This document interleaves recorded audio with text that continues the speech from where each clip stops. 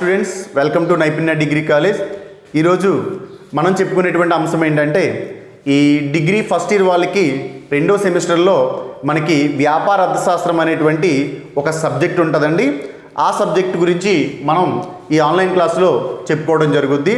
అయితే వ్యాపార అర్థశాస్త్రంలో మొత్తం 5 యూనిట్లు ఉంటాయండి. ఫస్ట్ యూనిట్ని మనం పరిచయంగా తీసుకుంటాము. అంటే వ్యాపార అర్థశాస్త్రం అంటే ఏంటి, దాని యొక్క పరిధి, దాని యొక్క ప్రాముఖ్యత, అలాగే వ్యాపార అర్థశాస్త్రానికి అలాగే అర్థశాస్త్రానికి మధ్య ఉన్నటువంటి సంబంధం ఏంటి, తేడా ఏంటి అనేటువంటి విషయాన్ని మొదటి యూనిట్లో చెప్పుకుంటాము. రెండవ యూనిట్లో డిమాండ్ అంటే ఏంటి, డిమాండ్ ఎన్ని రకాలు ఉంటుంది, డిమాండ్ ఏ విధంగా కొలవచ్చు అనేటువంటి అంశాన్ని మనం రెండవ యూనిట్లో చెప్పుకుంటాము. మరి మూడవ యూనిట్లో ఉత్పత్తి అంటే ఉత్పత్తి అనేది ఏ విధంగా జరుగుద్ది, ఉత్పత్తి వల్ల ఆర్థిక వ్యవస్థ ఏ విధంగా ఉపయోగపడుతుంది, అలాగే ఉత్పత్తి చేసేటప్పుడు వ్యయాన్ని ఏ విధంగా తగ్గించాలి, అలాగే ఉత్పత్తి వల్ల ఉత్పత్తి కారకాలకు ఆదాయం ఏ విధంగా వస్తుంది మొదలైన అంశాలన్నీ కూడా మూడవ యూనిట్లో చెప్పుకుంటాం. తర్వాత నాలుగో యూనిట్లో మార్కెట్ అంటే పరిమిత స్వామ్యం అంటే ఏంటి, ఏకస్వామ్య మార్కెట్ అంటే ఏంటి, పరిపూర్ణ పోటీ మార్కెట్ అంటే ఏంటి, అపరిపూర్ణ పోటీ మార్కెట్ అంటే ఏంటి, దాని యొక్క లక్షణాలు ఏంటి, వీటికి మధ్య ఉన్నటువంటి తేడాలు ఏంటి, వాటి యొక్క ఎగ్జాంపుల్స్ ఏంటి అనేటువంటి అంశాన్ని మనం నాలుగో యూనిట్లో చెప్పుకుంటాము. ఐదవ యూనిట్లో జాతీయ ఆదాయం అంటే ఏంటి, జాతీయ ఆదాయము యొక్క ప్రత్యేకతలు ఏంటి, దాని యొక్క ఉపయోగం ఏంటి, జాతీయ ఆదాయాన్ని ఏ విధంగా అంచనా వేయచ్చు, జాతీయ ఆదాయం యొక్క భావనలు ఏంటి అనేటువంటి అంశాలన్నీ కూడా ఫిఫ్త్ యూనిట్లో ఉంటాయి.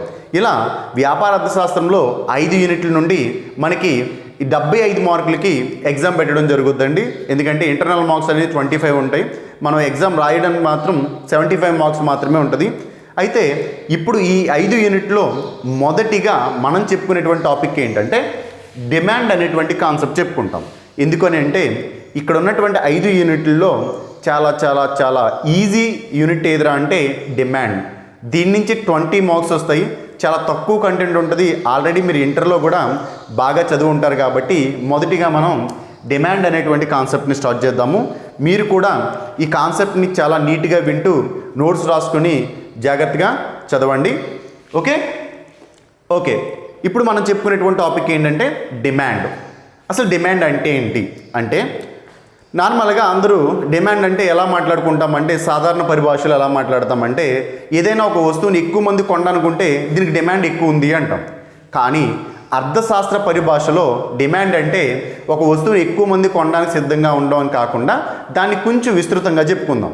ఏంట్రా అంటే ఒక వస్తువుని పరిగణలోకి తీసుకొని చెప్పుకుందామండి. ఏంటంటే ఒక నిర్దిష్ట సమయంలో ఒక నిర్దిష్ట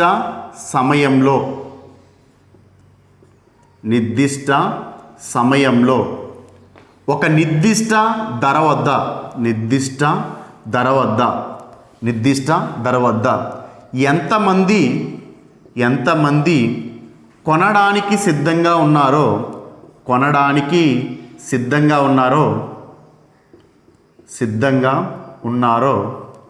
దానినే మనం ఆ వస్తువు యొక్క డిమాండ్ అని చెప్తామండి.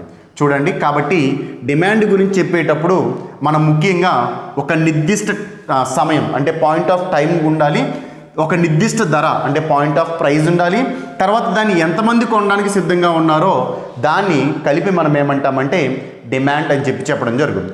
ఫర్ ఎగ్జాంపుల్కి ఏంటంటే మనకిప్పుడు సంక్రాంతి సమయంలో కానివ్వండి, లేకపోతే దశమి సందర్భంలో కానివ్వండి, మనకి ఏమవుతుందని అంటే కొన్ని వస్తువులకి షాప్ వాళ్ళు ఏం చేస్తారంటే ఆఫర్స్ పెట్టడం జరుగుతుందండి. ఒక టీవీ కానివ్వండి, ఒక బైక్ కానివ్వండి, లేకపోతే ఒక మొబైల్ ఫోన్ కానివ్వండి. నార్మల్గా ఒక మొబైల్ ఫోన్ 20,000 ఉందనుకోండి, ఆ పండగ సమయంలో ఏం చేస్తారా అంటే దాన్ని ఒక 2,000 తగ్గించడం అని కానీ, లేకపోతే దానికి వేరే వస్తువు ఫ్రీగా ఇవ్వడం కానీ ఎక్సెట్రా అంశాలని దానికి ఆఫర్ చేయడం జరుగుతుంది. దాంతో ఏమైద్దిరా అంటే ఆ ఒక్క రోజులో ఆ వస్తువుని కొనడానికి చాలామంది సిద్ధంగా ఉంటారు. అంటే చూడండి, ఆ వస్తువుకి ఆ రోజున అంటే ఆ సమయంలో కాబట్టి నిర్దిష్ట సమయం అప్పుడు నార్మల్గా ఉన్నటువంటి రేటు కంటే ఏమైంది 2,000 తగ్గించాడు. అంటే ఇప్పుడు ధర ఏమైనట్టు 2,000 తగ్గింది. కాబట్టి నిర్దిష్ట ధర ఎంత అంటే 18,000. కాబట్టి చూడండి, ఆ సమయంలో ఆ ధర వద్ద ఎంతమంది కొనడానికి సిద్ధంగా ఉన్నారో దాన్నే మనం ఆ వస్తువుకు ఉన్నటువంటి డిమాండు అని చెప్పాలి. తర్వాత ఈ డిమాండ్ అనేది ఏర్పడాలంటే అందులో 3 అంశాలు చాలా మోస్ట్ ఇంపార్టెంట్. ఒక వస్తువుకి డిమాండ్ ఏర్పడాలి అంటే ప్రతి వ్యక్తిలో కూడా 3 అంశాలు ఉండాలి. ఏంద్రా అంటే ఒకటి కొనాలనేటువంటి కోరిక, డిజైర్. తర్వాత కొనుగోలు చేసేటువంటి సామర్థ్యం, ఎబిలిటీ. తర్వాత కొనడానికి సిద్ధంగా ఉండాలి, కొనడానికి సిద్ధంగా ఉండాలి. కొనాలనేటువంటి కోరిక ఉండాలి, తర్వాత కొనేటువంటి సామర్థ్యం ఉండాలి, తర్వాత ఆ ధర వద్ద కొనడానికి సిద్ధంగా ఉండాలి. కోరిక సిద్ధం రెండు ఒకటి కాదండి, చెప్తాను ఏంటనేది. కాబట్టి చూడండి, ఒక వస్తువుకి డిమాండ్ ఏర్పడాలి అంటే ఆ వస్తువులో 3 అంశాలు అనేవి చాలా చాలా ఇంపార్టెంట్. ఒకటి ఏంటంటే ఆ వస్తువు కొనాలనేటువంటి కోరిక, ఆ వస్తువును కొనేటువంటి సామర్థ్యం, ఆ వస్తువును ఆ ధర కొనడానికి సిద్ధంగా ఉన్నప్పుడు మాత్రమే ఆ వస్తువుకి డిమాండ్ ఏర్పడుతుంది. అయితే మీకు ఒక ఎగ్జాంపుల్ ద్వారా ఇది అర్థమయ్యేలా చెప్దామండి. ఏంటంటే మార్కెట్లోకి ఒక కొత్త మొబైల్ వచ్చిందనుకుందాం, దాని ధర ఏంద్రా అంటే 10,000. ఒక అడ్వర్టైజ్మెంట్ ద్వారా అందరికీ ఈ మొబైల్ చాలా బాగా నచ్చిందండి. కాబట్టి ఈ మార్కెట్లోకి వచ్చినటువంటి ఈ మొబైల్ని ఒక 100 మంది చూశారండి. చూసి కొనాలనేటువంటి ఒక కోరిక పెరిగింది వాళ్ళకి. కాబట్టి మార్కెట్లోకి వచ్చినటువంటి కొత్త మొబైల్ ఫోన్ ఏదైతే ఉందో దాని కాస్ట్ 10,000. అయితే అది 100 మంది కొనాలనుకున్నారు, కొనాలనే కోరిక వచ్చింది. మరి కొనాలని కోరిక వచ్చినంత మాత్రాన్ని ఈ 100 మందికి ఈ వస్తువు పైన డిమాండ్ ఉన్నట్ట అంటే కాదండి.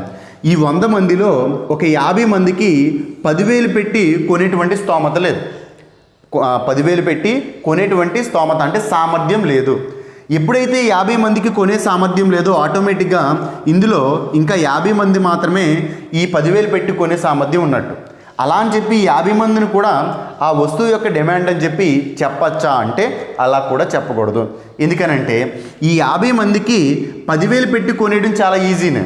కానీ ఈ మొబైల్ని బాగా అంటే దీని యొక్క ఫీచర్స్ అన్నీ కూడా తెలుసుకున్న తర్వాత ఈ మొబైల్ 10,000కి అనవసరం, 8,000కి వస్తే కొనవచ్చు అని చెప్పి అనిపించింది అనుకోండి.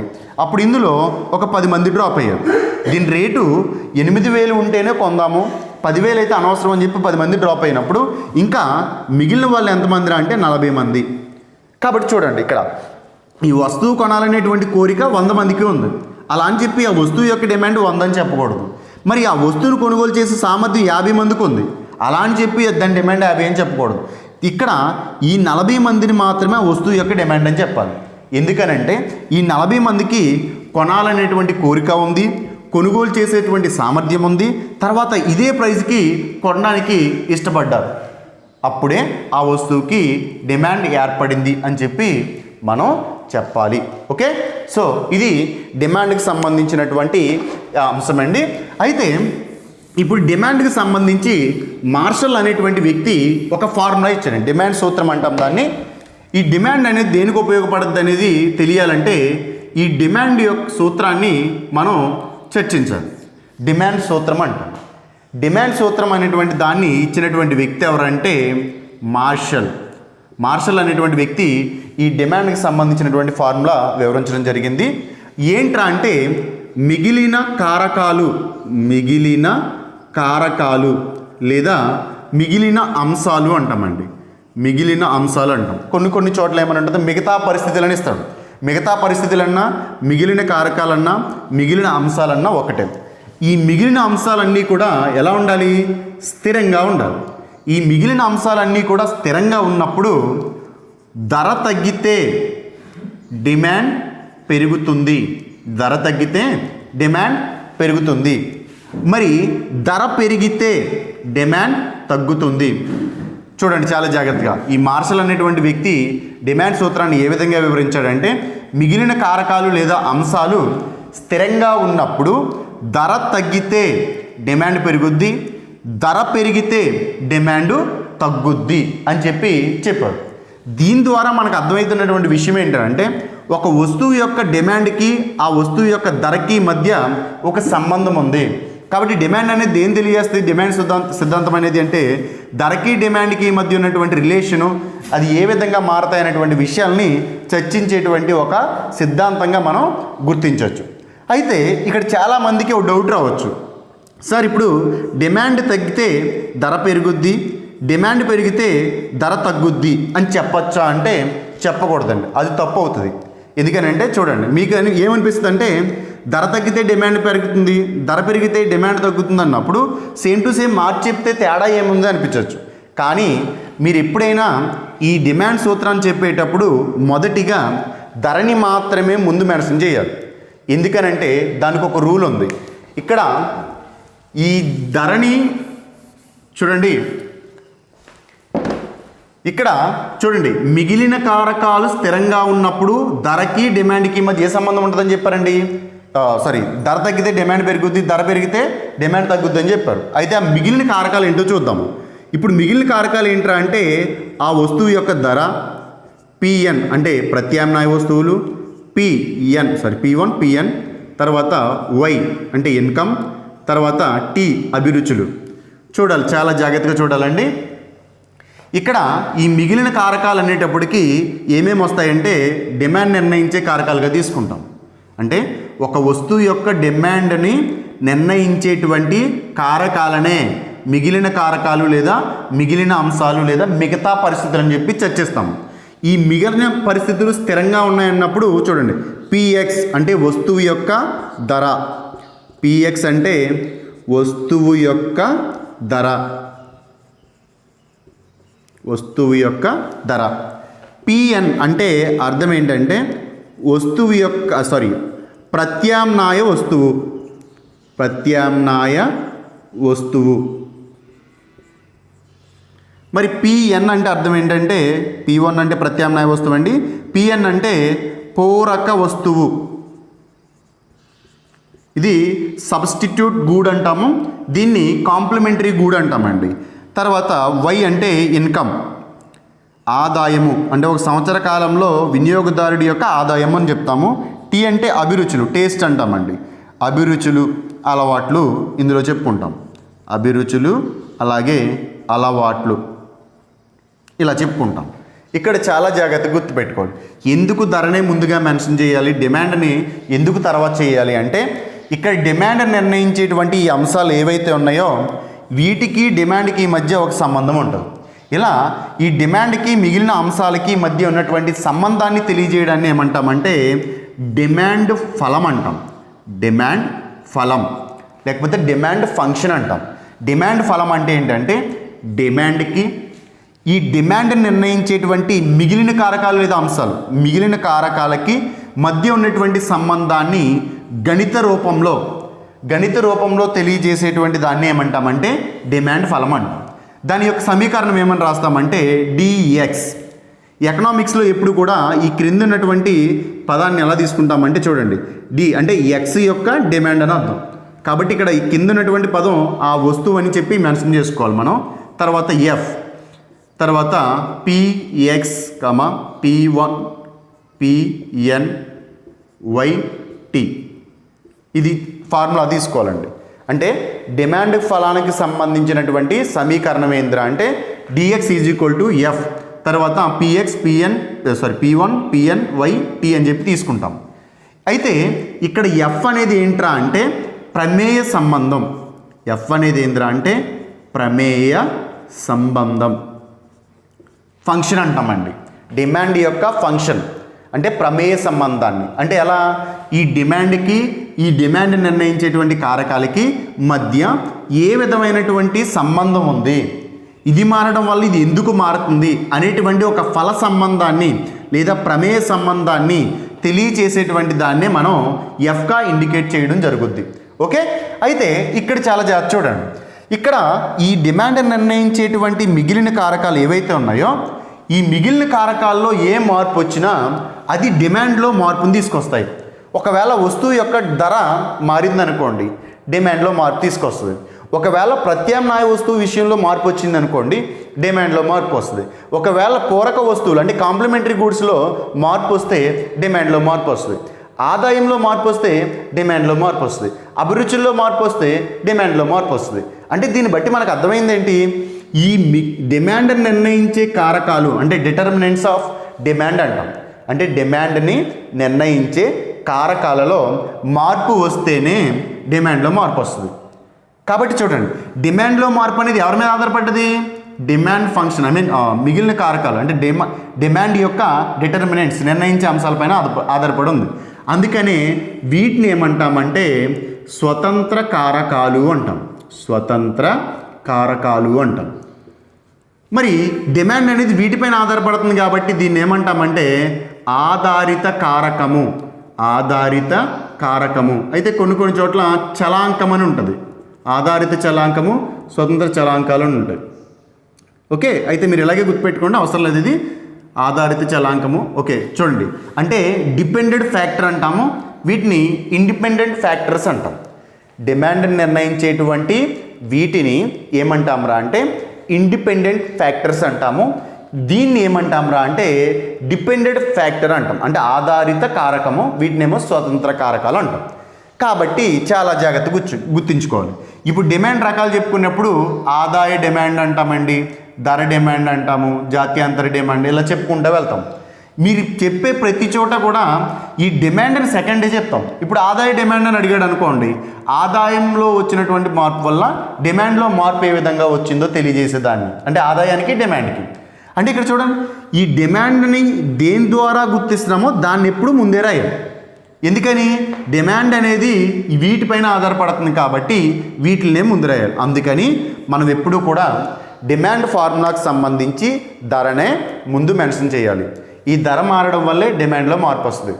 ఓకే, కాబట్టి ఎప్పుడూ కూడా మీరు డిమాండ్ అనేటువంటి అంశాన్ని ఎప్పుడు ముందుగా ప్రస్తావించకూడదు. అంటే డిమాండ్ తగ్గితే ధర పెరుగుతుంది, అంతే, డిమాండ్ పెరిగితే ధర తగ్గుతుంది అని చెప్పి డిమాండ్ని ముందు మనం ప్రస్తావించకూడదు. Okay, right. అయితే చూడండి, ఇప్పుడు డిమాండ్ ఫలం అంటే ఇది మీకు ఒక 5 మార్క్స్కి వస్తుంది కాబట్టి ఇది కూడా జాగ్రత్తగా పెట్టుకోండి.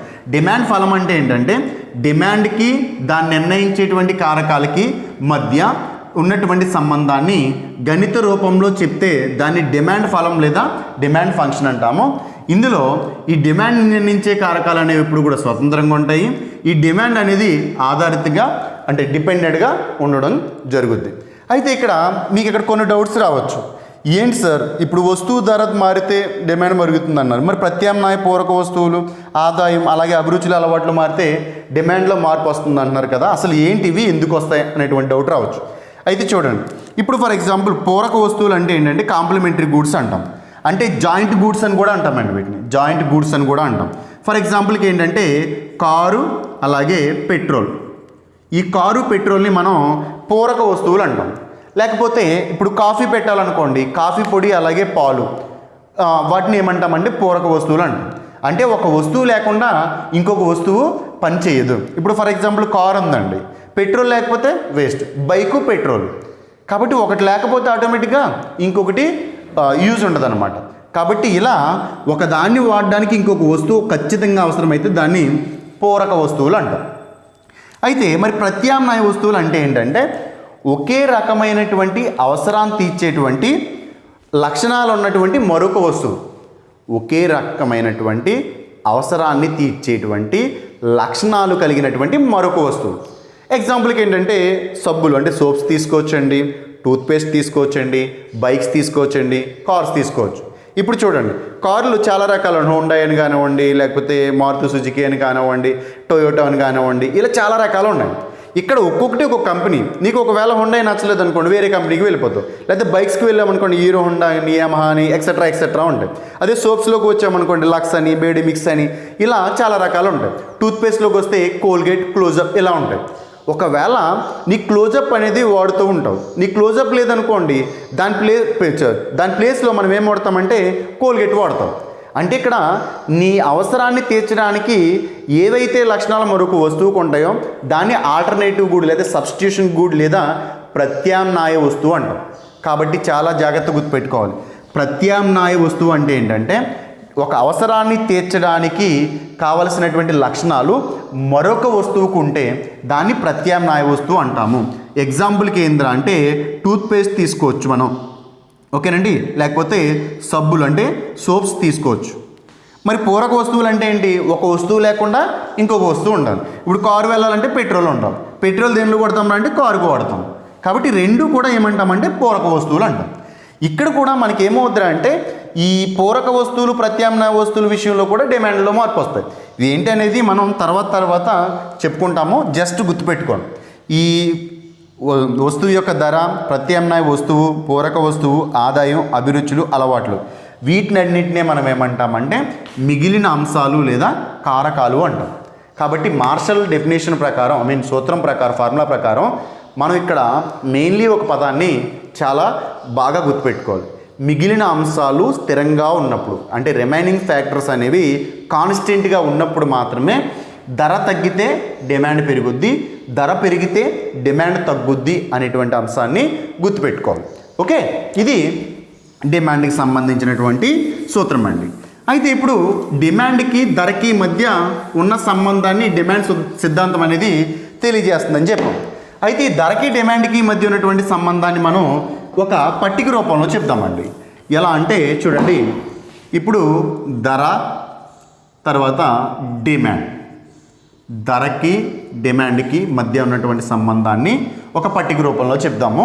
దాన్నే మనం ఏమంటామంటే డిమాండ్ పట్టిక అంటాం. డిమాండ్ పట్టిక లేదా డిమాండ్ షెడ్యూల్ అంటాం.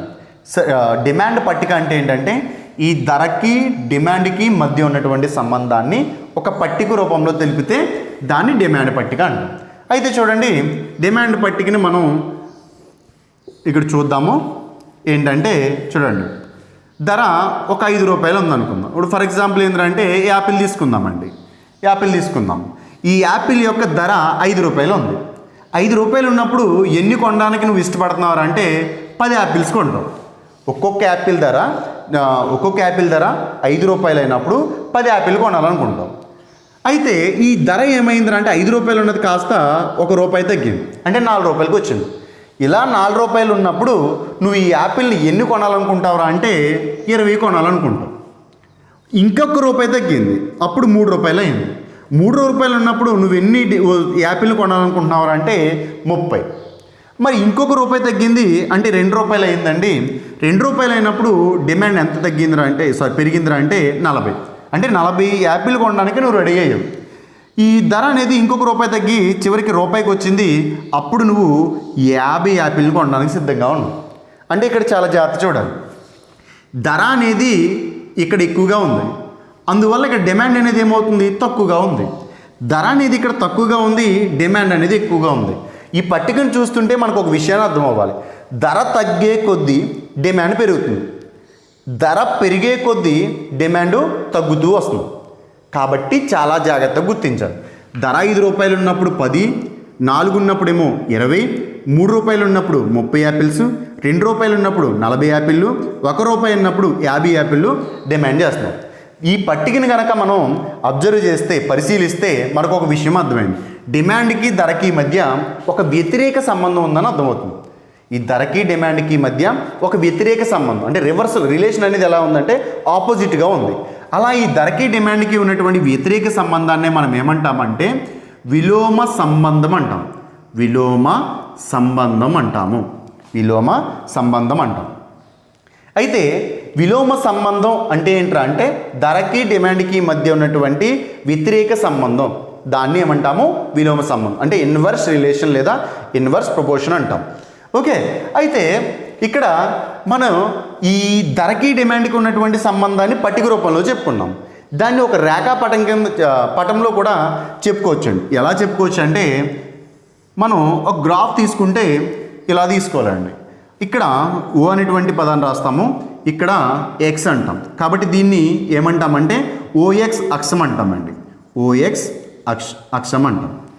ఇది ఇలా ఇక్కడ ఏం తీసుకుంటామంటే వై తీసుకుంటాం. ఆల్రెడీ మీరు ఇంటర్లో బాగా ప్రాక్టీస్ చేసి ఉంటారు. ఒక రేఖాపటాన్ని గ్రాఫ్ వేసేటప్పుడు ఎప్పుడు కూడా ఇలా మనకు 2 యాక్సెస్ అనేవి ఉంటాయి, అంటే 2 అక్షాలు అనేవి ఉంటాయి. ఒకటి పైకి ఉంటుంది, ఒకటేమో అడ్డుగా ఉంటుంది.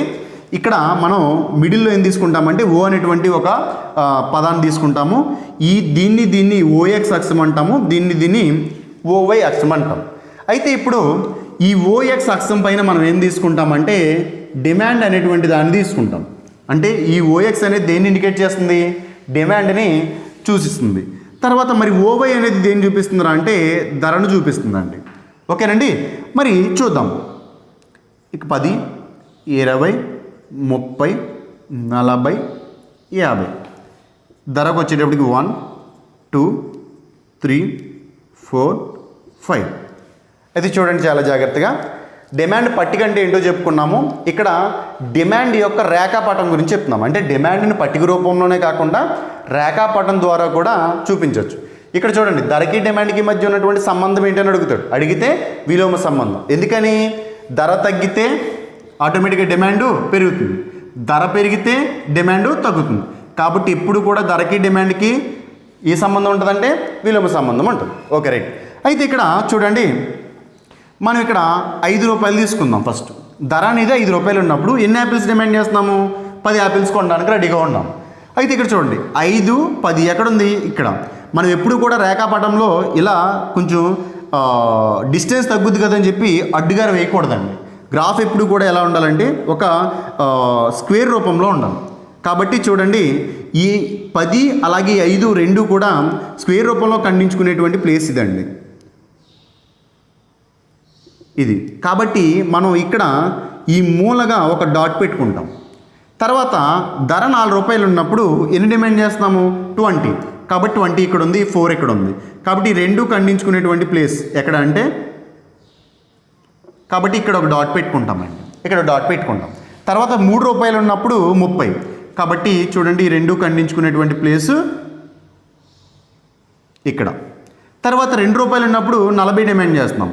కాబట్టి రెండు ఖండించుకునేటువంటి ప్లేసు ఇక్కడ. తర్వాత 1 రూపాయి ఉన్నప్పుడు 50. కాబట్టి ఈ రెండు ఇలా ఇలా ఏ ధర వద్ద ఎంత డిమాండ్ చేస్తున్నారో వాటి యొక్క బిందువులన్నింటినీ కూడా కలిపి మనం ఒక లైన్గా గీస్తే దాన్ని డిమాండ్ రేఖ అంటాము. ఈ గ్రాఫ్ని మనం డిమాండ్ రేఖాపటం అంటాం. డిమాండ్ రేఖాపటం అంటాం. డిమాండ్ రేఖాపటం అంటాం. డిమాండ్ రేఖాపటం అంటాం. కాబట్టి చూడండి, దీన్ని డిడి అంటే డిమాండ్ రేఖ. డిమాండ్ రేఖ. డిమాండ్ రేఖ అనేది ఎలా ఉందంటే ఎడమ నుండి కుడికి క్రిందికి వాలి ఉంది. అంటే ఎడమ నుండి కుడికి క్రిందికి వాలి ఉంది అని చెప్పాలి.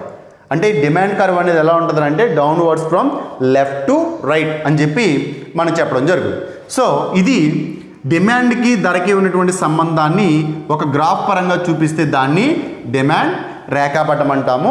ధరకి డిమాండ్కి మధ్య ఉన్నటువంటి సంబంధాన్ని ఒక పట్టిక రూపంలో చూపిస్తే దాన్ని మనం ఏమంటామంటే డిమాండ్ పట్టిక అంటాం. అయితే మనకి డిమాండ్ పట్టికలు అనేవి మీరు 2 రకాలు చూస్తారండి. ఏంటంటే ఫస్ట్ వైయక్తిక డిమాండ్ అనేటువంటి ఒక దాన్ని చూస్తారండి. తర్వాత మార్కెట్ డిమాండ్ అనేటువంటి ఒక పట్టికను చూస్తారు. అయితే మనం తర్వాత క్లాస్లో వివరంగా చెప్పుకుంటాము, కానీ ఇక్కడ జస్ట్ విని వదిలేసండి. వైయక్తిక డిమాండ్ అంటే ఏంటంటే ఇండివిజువల్గా కొనేటువంటి డిమాండ్ ఏమంటామంటే వైయక్తిక డిమాండ్ పట్టిక అంటాం. అలా కాకుండా మార్కెట్లో అందరూ కలిపి ఎంత కొన్నారో చెప్తే దాన్ని మార్కెట్ డిమాండ్ అంటాం. ఇలా చెప్తే మనకి అర్థం కాదు. కాబట్టి అందుకే ఒక ఎగ్జాంపుల్ చెప్తాను. ఏంటంటే ఇప్పుడు 1 రూపాయి వద్ద యాపిల్స్ కొన్నారు అనుకుందాం. ఈ రూపాయి వద్ద ఏ అనేవాడు, బి అనేవాడు, సి అనేవాడు యాపిల్స్ కొన్నారు.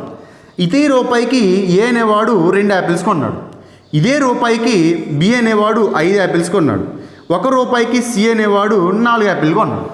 ఇక్కడ వైయక్తిక డిమాండ్ అంటే ఏంటంటే 1 రూపాయి వద్ద ఏ ఒక్కడే కొన్నటువంటి రెండింటిని వైయక్తిక డిమాండ్ అంటాం. 1 రూపాయి వద్ద బి ఒక్కడే కొన్నటువంటి 5 యాపిల్స్ని బి యొక్క వైయక్తిక డిమాండ్ అంటాం. ఇదే రూపాయి వద్ద సి 4 యాపిల్స్ని కొన్నాడు. దీన్నే 1 రూపాయి వద్ద సి యొక్క వైయక్తిక డిమాండ్ అంటాం. ఇలా 1 రూపాయి వద్ద ఏ ఎన్నుకుంటే దాని వైయక్తిక డిమాండ్, బి ఎన్నుకుంటే అది బి యొక్క వైయక్తిక డిమాండ్, సి ఎన్నుకుంటే సి యొక్క వైయక్తిక డిమాండ్. మరి మార్కెట్ డిమాండ్ అంటే ఏంటంటే ఈ ముగ్గురిని ఇప్పుడు ఇండివిజువల్గా చెప్పాం. ఇప్పుడు ఏం చేస్తాంరా అంటే కలిపేస్తాం అనమాట. కాబట్టి చూడండి, 1 రూపాయి వద్ద 2 + 5 + 4 అంటే ఎంత అయినట్టండి 11. అంటే 1 రూపాయి వద్ద మార్కెట్లో మొత్తం ఎన్ని యాపిల్ కొన్నారు? 11 యాపిల్ కొన్నారు. ఏ, బి, సి ముగ్గురు కలిపి 1 రూపాయి రేటు ఉన్నప్పుడు ఎన్ని యాపిల్స్ కొన్నారంటే 11 యాపిల్స్ కొన్నారు. దీన్నే మనం ఏమంటాంరా అంటే మార్కెట్ డిమాండ్ అంటాము. కాబట్టి చాలా జాగ్రత్తగా గుర్తుపెట్టుకోండి. ఇవి తర్వాత క్లాస్లో మనం ఇంకా వివరంగా చెప్పుకోవచ్చు. వైయక్తిక డిమాండ్ పట్టిక, మార్కెట్ డిమాండ్ పట్టిక అంటే కంగారేం పడొద్దండి. ఒక వ్యక్తికి అంటే ఇండివిజువల్గా ఏ వ్యక్తికి ఆ వ్యక్తికి మనం ఈ డిమాండ్ పట్టిక వివరిస్తే దాన్ని వైయక్తిక డిమాండ్ పట్టిక అంటాము. అలా కాకుండా అందరిది కలిపి ఒక పట్టిక కింద చూపిస్తే దాన్ని మార్కెట్ డిమాండ్ పట్టిక అంటాం. తర్వాత ఈ డిమాండ్ ఫార్ములాలో ఇప్పుడు మీకు ఒక డౌట్ రావచ్చు, సార్ ఇప్పుడు అన్నిసార్లు కూడా ధర తగ్గితే డిమాండ్ పెరుగుతుంది, ధర పెరిగితే డిమాండ్ తగ్గుతుంది అంటున్నారు కదా. అది ఎప్పుడూ సాధ్యమవుతుందా అంటే మీకు ఏదైనా ఒక సిద్ధాంతం తయారు చేసేటప్పుడు కొన్ని ఎజంప్షన్స్ అంటే ప్రమేయాలు ఉంటాయండి. ప్రమేయాలు అంటాం. ప్రమేయాలు గుర్తుపెట్టుకోండి. ప్రమేయాలు గుర్తుపెట్టుకోవాలి. ఎందుకంటే సిద్ధాంతం తయారు చేసేటప్పుడు ఎప్పుడు కూడా మనం ఏమంటామంటే ఇవన్నీ కూడా ఇలా ఉంటేనే ఆ సిద్ధాంతం వర్తిస్తుందని చెప్పి చెప్తారు. అలా ఆ సిద్ధాంతాన్ని ఫాలో అవడానికి కొన్ని రూల్స్ లేకపోతే గైడ్ లైన్స్ ఫాలో అయితే వాటిని మనం ప్రమేయాలు అంటాం. ఈ ప్రమేయాల్లో మనం గుర్తుపెట్టుకోవాల్సింది ఏంద్రా అంటే ఆ వస్తువు యొక్క వినియోగదారుడి యొక్క ఆదాయంలో మార్పులు ఉండకూడదు. వినియోగదారుడి యొక్క ఆదాయంలో ఎటువంటి మార్పులు ఉండకూడదు. ఎక్కువ అవ్వకూడదు, తక్కువ అవ్వకూడదు. రెండోది ఏంద్రా అంటే ప్రత్యామ్నాయ అలాగే పూరక వస్తువుల విషయంలో ఎటువంటి మార్పులు రాకూడదు. పూరక వస్తువుల విషయంలో ఎటువంటి మార్పులు రాకూడదు. మరి మూడోది ఏంద్రా అంటే వ్యక్తి యొక్క అభిరుచులు అలవాట్లు మారకూడదు. ఈ మూడు ఉంటేనే మనకు పనిచేస్తాయి. ఎందుకు ఫర్ ఎగ్జాంపుల్కి మనకి డాక్టర్ దగ్గరికి వెళ్ళినప్పుడు బీపీ షుగర్ ఉందని లేకపోతే జ్వరం ఏదైనా ఉందని చెప్పి మనం చెప్పినప్పుడు ఆయన మెడిసిన్ రాస్తాడు. ఆ మెడిసిన్ రాసినప్పుడు ఆయన ఏమంటాడంటే ఇది వేసుకునేటప్పుడు ఇది వాడకూడదు, పలానా ఫుడ్ తినకూడదు, ఈ 2 రోజులు ఇదే తీసుకోండి అంటాడు. అంటే అవి పనిచేయాలి అంటే ఇవి మనం ఖచ్చితంగా ఫాలో అవ్వాలి. అలా ఒక సిద్ధాంతం పనిచేయడానికి మనం ఏదైతే గైడ్లైన్స్ లేకపోతే రూల్స్ ఫాలో అవుతామో వాటిని మనం ఎజంప్షన్స్ లేదా ప్రమేయాలు అంటాం. ఎజంప్షన్స్ లేదా ప్రమేయాలు అంటాం. అయితే మరి డిమాండ్ యొక్క సిద్ధాంతంలో ప్రమేయాలు ఏంటంటే ఆదాయంలో మార్పులు రాకూడదు. అంటే ఒక వ్యక్తి యొక్క ఆదాయంలో మార్పు వస్తే ధరకి డిమాండ్కి మధ్య ఉన్నటువంటి ఆ విలోమ సంబంధం అనేది మారచ్చు, ఒకేలా ఉండకపోవచ్చు. ఓకేనండి. ఎందుకనంటే ఇప్పుడు ఫర్ ఎగ్జాంపుల్ ఇప్పుడు ధర తగ్గితే డిమాండ్ ఏమవ్వాలి? పెరగాలి. ధర పెరిగితే డిమాండ్ ఏమవ్వాలి? తగ్గాలి. కానీ నీ ఆదాయం పెరిగిందనుకోండి, ధర ఎంత పెరుగుతుందో నీ ఆదాయం కూడా అంతే పెరిగినప్పుడు నీ ధర పెరిగినప్పటికీ నువ్వు కొనేటువంటి విషయంలో ఎటువంటి మార్పు రాకపోవచ్చు. లేకపోతే నీకు కొనేటువంటి వస్తువులు 2 రకం ఉంటాయండి. నాసి రకం వస్తువులు ఉంటాయి, మేలు రకం అంటే చీప్ క్వాలిటీ వస్తువులు ఉంటాయండి, తర్వాత బ్రాండెడ్ వస్తువులు ఉంటాయి. ఈ ఆదాయం పెరిగినప్పుడు ఆటోమేటిక్గా దీని యొక్క డిమాండ్ తగ్గుద్దండి. నాసి రకం వస్తువులు ధర తగ్గినప్పటికీ తక్కువ ఉన్నప్పటికీ దీని డిమాండ్ తగ్గుద్ది. ఎందుకని? డబ్బులు సంపాదించే కొద్దీ కూడా ప్రతి వ్యక్తి బ్రాండెడ్ వస్తువులు మాత్రమే వాడాలనుకుంటాడు. కాబట్టి ఆదాయంలో మార్పు రావడం వల్ల ఈ ధరలో మార్పు లేదు. నాసి రకం వస్తువులు రేట్ ఏం మారలేదండి. ఫర్ ఎగ్జాంపుల్ ఒక టీ షర్ట్ కానీ షర్ట్ కానీ తీసుకోండి. ఒక షర్ట్ తీసుకున్నప్పుడు ఈ నాసి రకం షర్ట్ వాల్యూ 100 రూపాయలు, ఇది ఏం మారలేదు. మేలు రకం వస్తువు విలువ 1000 రూపాయలు. అయితే ఇక్కడ ఏమవుతుందో చూడండి. ఇక్కడ ఈ వస్తువు ధరలో కానివ్వండి, ఈ వస్తువు ధరలో కానివ్వండి మార్పు లేదు. కానీ ఎప్పుడైతే ఒక వ్యక్తి యొక్క ఆదాయం బాగా పెరిగినప్పుడు ఆటోమేటిక్గా ఈ వస్తువును కొనడం మానేస్తాడు. కొనడం మానేసి అతను ఈ వస్తువును కొనడానికి ఇష్టపడతాడు. అయితే ఇక్కడ చూడండి, మేలు రకం వస్తువు యొక్క ధరలో మార్పు రాలేదు. నాసి రకం వస్తువులు అంటే చీప్ క్వాలిటీ వస్తువులకు సంబంధించిన ధరల విషయంలో మార్పులు రాలేదు. ఇక్కడ ధరల్లో ఎటువంటి మార్పు రానప్పటికీ ఇక్కడ వీటి యొక్క డిమాండ్ తగ్గింది, దీని యొక్క డిమాండ్ పెరిగింది. అంటే ఇక్కడ ఈ డిమాండ్లో మార్పు ఎప్పుడు రావాలి? నార్మల్గా డిమాండ్ సూత్రం ప్రకారం ధర తగ్గినప్పుడు డిమాండ్ పెరగాలి, ధర పెరిగినప్పుడు డిమాండ్ తగ్గాలి. కానీ ఇక్కడ ధరలో తగ్గలేదు, పెరగలేదు. కానీ ఇక్కడ డిమాండ్ తగ్గింది, ఇక్కడ డిమాండ్ పెరిగింది. అంటే అర్థం ఏంటి? ఆదాయంలో మార్పు రావడం వల్ల. అదే ఒక వ్యక్తి బాగా డబ్బున్న వ్యక్తి అండి, అయితే ఎక్కువగా మేలు రకం వస్తువులే కొనేవాడు. సడన్గా అతనికి మొత్తం ఆస్తులన్నీ పోవడం వల్ల బికార్ అయిపోవడం అనుకుందాం. అప్పుడు అతను ఏం చేస్తాడు అంటే నాసి రకం వస్తువులు కొంటాడు. ఈ మేలు రకం వస్తువుల యొక్క ధరలో మార్పు లేనప్పుడు అతని దగ్గర ఆదాయం మొత్తం తగ్గిపోతే ఈ మేలు రకం వస్తువుల నుంచి నాసి రకానికి వెళ్ళిపోతాడు. అంటే ఆదాయంలో మార్పులు రావడం వల్ల ఒక వస్తువు యొక్క డిమాండ్ ఏమవుద్ది? తగ్గచ్చు, పెరగచ్చు. అందుకనే ప్రమేయాల్లో ఆదాయంలో ఎటువంటి మార్పు ఉండకూడదు అని చెప్తారు. అంటే కాన్స్టెంట్గా ఉండాలి. తర్వాత ప్రత్యామ్నాయ పూరక వస్తువులు అన్నాం. ప్రత్యామ్నాయ పూరక వస్తువుల విషయం వల్ల కూడా డిమాండ్లో మార్పులు వస్తాయి సార్ అంటే వస్తాయి. ఫర్ ఎగ్జాంపుల్గా ఏంటంటే కోల్గేట్ తీసుకోండి, క్లోజప్ తీసుకుందాం. కోల్గేట్ క్లోజప్ తీసుకున్నప్పుడు కోల్గేట్ ధర 10 రూపాయలు, క్లోజప్ ధర 10 రూపాయలు. ఇప్పుడు చూడండి, ప్రత్యామ్నాయ వస్తువులు అంటే ఏంటంటే కోల్గేట్ అయినా క్లోజప్ అయినా రెండు కూడా మనం బ్రష్ చేయడానికి యూజ్ చేస్తాం. ఈ రెండు కూడా ఒకే రకమైనటువంటి అవసరాలను తీరుస్తాం. అయితే కొంతమందికి కోల్గేట్ ఇష్టం ఉండొచ్చు, కొంతమందికి క్లోజప్ ఇష్టం ఉండొచ్చు. అయితే ఈ రెండింటి వస్తువుల ధర 10 రూపాయలు అనుకుందాం. అయితే ఇక్కడ ఈ 10 రూపాయలకి 10 మంది కొంటున్నారండి, దీన్నేమో 10 మంది కన్జ్యూమర్స్. ఇది ప్రైస్ అండి. ఇది అయితే చూడండి, ఈ కోల్గేట్ని 10 రూపాయల వద్ద 10 మంది కొంటున్నారు, క్లోజప్ని 10 రూపాయల వద్ద 10 మంది కొంటున్నారు అనుకుందాం. అయితే ఇక్కడ ఈ కోల్గేట్ అనేటువంటి ధర ఏమైందిరా అంటే సడన్గా 15 రూపాయలు అయిపోయింది. ధర ఏమైందండి? 15 రూపాయలు అయిపోయింది. అంటే ఏమైనట్టు? పెరిగింది. ఎప్పుడైతే 15 రూపాయలు అయ్యిందో ఈ కోల్గేట్ వాడేటువంటి కన్జ్యూమర్స్ అంటే వినియోగదారులు అందరూ ఏమవుతారా అంటే క్లోజప్ షిఫ్ట్ అయిపోతారు. ఎందుకంటే సడన్గా 5 రూపాయలు పెరిగింది, అంత డబ్బులు పెట్టి కొనుక్కోవడం ఎందుకు, సేమ్ యూజెస్ కదా, కాబట్టి మన అవసరం తీరుతుంది కాబట్టి క్లోజప్ వాడదాం, అది కూడా బాగానే ఉంటుందని చెప్పి ఈ కోల్గేట్ వాడే వాళ్ళు అందరూ కూడా ఏం చేస్తారంటే క్లోజప్కి వచ్చేసారు. అంటే ఇక్కడ ఎక్కడున్నటువంటి 10 మంది కూడా ఎక్కడికి వచ్చేసారండి? కోల్గేట్కి వచ్చేసారు. అంటే ఇక్కడ చూడండి, క్లోజప్ యొక్క ధర ముందు 10 రూపాయలే ఉంది, ఇప్పుడు 10 రూపాయలే ఉంది. కానీ డిమాండ్ ముందు 10 ఉంది, ఇప్పుడు 20గా మారింది. ముందు 10 ఉండేది, ఇప్పుడు 20గా మారింది. ఇలా మారడానికి రీజన్ ఏంట్రా అంటే ఈ కోల్గేట్ ధరలో వచ్చినటువంటి మార్పు. కోల్గేట్ ధరలో వచ్చినటువంటి మార్పు, ఈ కోల్గేట్లో వచ్చినటువంటి మార్పు వల్ల దానికి సబ్స్టిట్యూట్ గూడు లేదా ప్రత్యామ్నాయ వస్తువు అయినటువంటి క్లోజప్ యొక్క డిమాండ్లో మార్పు వచ్చింది. రూల్ ప్రకారం ఏ వస్తువు ధర తగ్గితే ఆ వస్తువు డిమాండ్లో మార్పు రావాలి. అంటే ఏ వస్తువు యొక్క ధరలో మార్పు వస్తే ఆ వస్తువుకే డిమాండ్లో మార్పు రావాలి. కానీ ప్రత్యామ్నాయ వస్తువుల విషయంలో కోల్గేట్ ధర పెరిగింది కాబట్టి క్లోజప్కి డిమాండ్ పెరిగింది. అంటే ఇక్కడ చూడండి, దీని ధర పెరిగితే దీని డిమాండ్ పెరిగింది, దీని ధరలో ఎటువంటి మార్పు లేదు.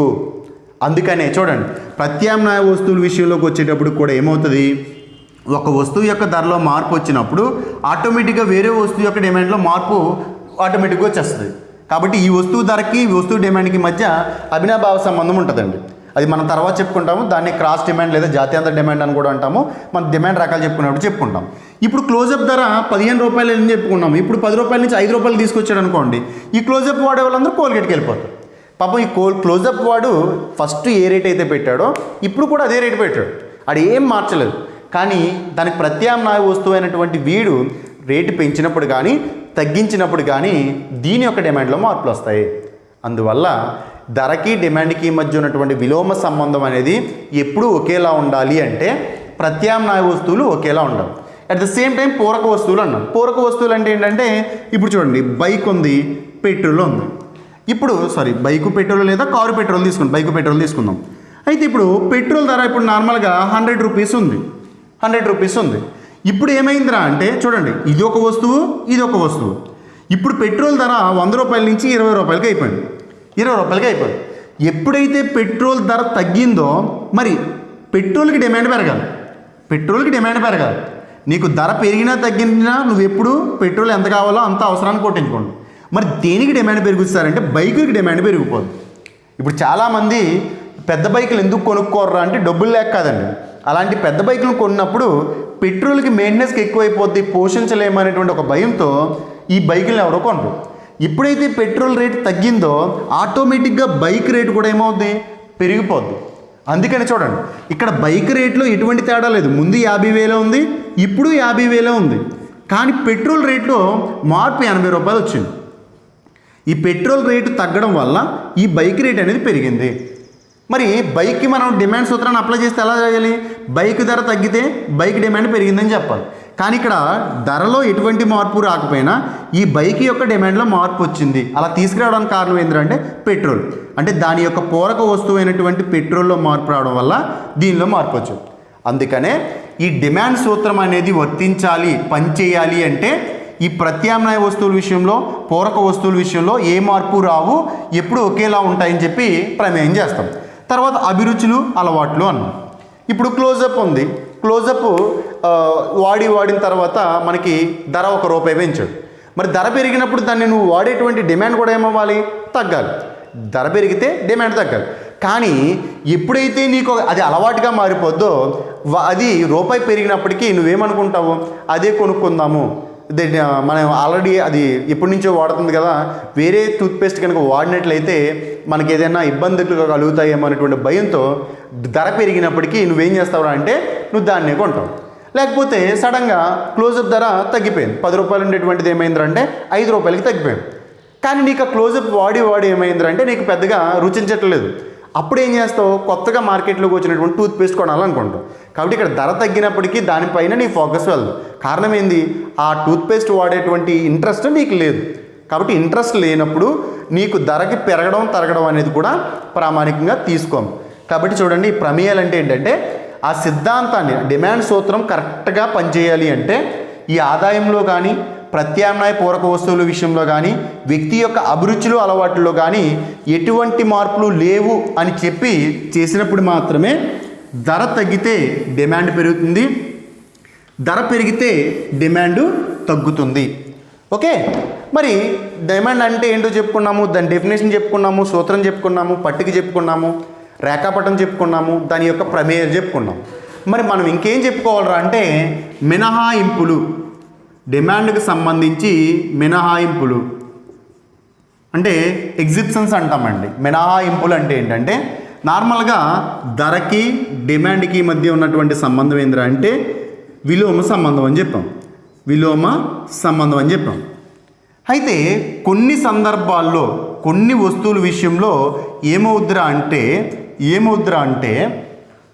ధర పెరిగినప్పటికీ డిమాండ్ కూడా పెరుగుతూ ఉంటుంది, ధర తగ్గినప్పటికీ డిమాండ్ కూడా తగ్గుతూ ఉంటుంది. అలా ఈ ధరకి డిమాండ్కి మధ్య అనులోమ సంబంధం ఉండేటువంటి కొన్ని అంశాలు ఉంటాయి. వాటినే మనం మినహాయింపులు అంటాం. వాటినే మనం ఏమంటాము, మినహాయింపులు. అంటే కొన్ని అంశాల విషయంలో ధర డిమాండ్ సూత్రం అనేది వర్తించదు. నార్మల్గా ఇందాక మనం చెప్పుకున్నటువంటి రేఖాపటంలో ధరకి డిమాండ్ కంపేర్ చేసినప్పుడు ర్యాక్ ఏమైందండి, డీడీ ర్యాక్ అనేది ఎడమ నుంచి కుడికి క్రిందికి వాలి ఉంటుంది. కానీ ఈ మినహాయింపుల్లో మనం కొన్ని అంశాలు చెప్పుకుంటామండి. ఏమంటే గిఫెన్ వస్తువులు అంటాం, గిఫెన్ పారాడాక్స్ లేదా గిఫెన్ వైపరీత్యం అంటాము, లేకపోతే గిఫెన్ వస్తువులు అంటాం. తర్వాత వెబ్లన్ వస్తువులు అంటే ప్రెస్టీజియస్ గూడ్స్ అంటామండి. వెబ్లన్ వస్తువులు, ప్రెస్టీజియస్ గూడ్స్, లేకపోతే వీటికే మరొక పేరు గౌరవ సూచిక వస్తువులు, గౌరవ సూచిక వస్తువులు. మరి తర్వాత చట్టా వ్యాపారాలు అంటే సింపుల్గా చెప్పాలంటే రియల్ ఎస్టేట్లు, ఇలాంటి వాటిని అన్నింటినీ మనం చట్టా వ్యాపారాలు అని చెప్తాం. అయితే చూడండి, ఈ వస్తువుల విషయంలో, ఈ వ్యాపారాల విషయంలో ఏమవుద్దిరా అంటే డిమాండ్ ర్యాక్ అనేది ఎడమ వైపు నుంచి కుడి వైపుకి పైకి వెళ్తూ ఉంటుందండి. కాబట్టి చూడండి, ఈ డిమాండ్ ర్యాక్ అనేది కొన్ని వస్తువుల విషయంలో ఎలా ఉంటుందిరా అంటే ఎడమ నుంచి కుడికి పైకి వెళ్తుంది అనమాట. Upwards from left to right అని చెప్తాం. నార్మల్గా అయితే ఏమని చెప్తాం అంటే downwards from left to right అని చెప్తాం.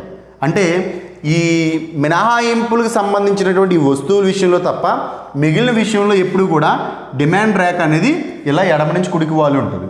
మరి ఈ వస్తువుల విషయంలో డిమాండ్ ర్యాక్ అనేది ఏమవుద్దిరా అంటే ఎడమ నుంచి కుడికి పైకి వెళ్తూ ఉంటుంది. మీరు సింపుల్గా గుర్తుపెట్టుకోవాల్సింది ఏంటంటే ఎకనామిక్స్లో ర్యాకులు ఎప్పుడు కూడా ఈ డైరెక్షన్స్లోనే ఉంటాయి. ఇలా ఉన్నప్పుడు సింపుల్ గుర్తుపెట్టుకోండి. ఒకవేళ ఇలా ఎడమ నుంచి కుడికి పైకి వెళ్ళింది అనుకోండి, అప్పుడు ఇటు సైడ్ ఉన్నటువంటి అంశానికి ఇటు సైడ్ ఉన్నటువంటి అంశానికి మధ్య అనులోమ సంబంధం అంటే డైరెక్ట్ రిలేషన్ అంటాం. అనులోమ సంబంధం అంటాం.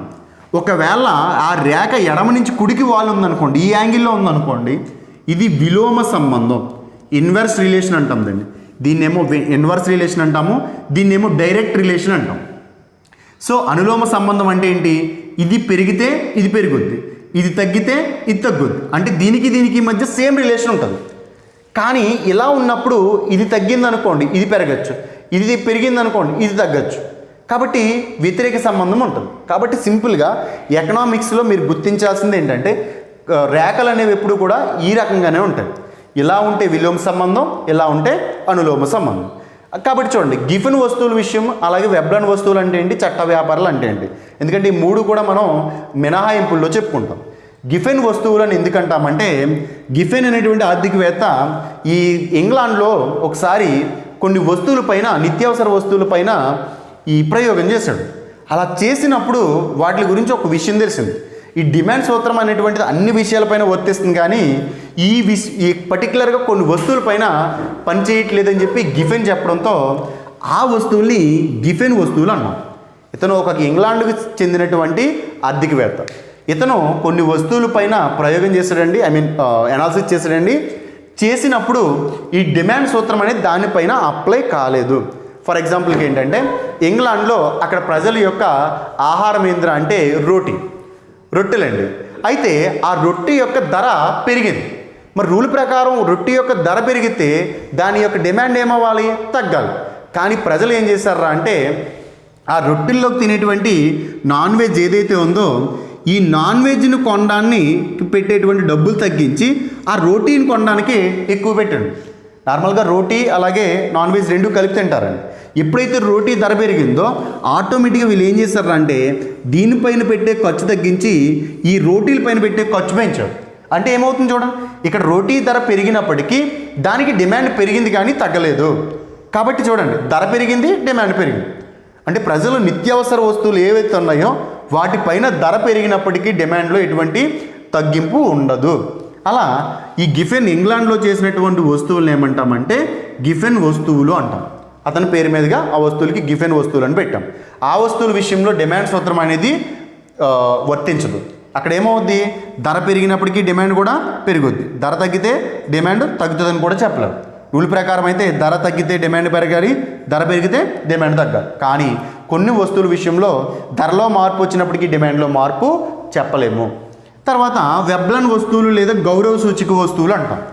వెబ్లన్ వస్తువులు లేదా గౌరవ సూచిక వస్తువులు అంటాం.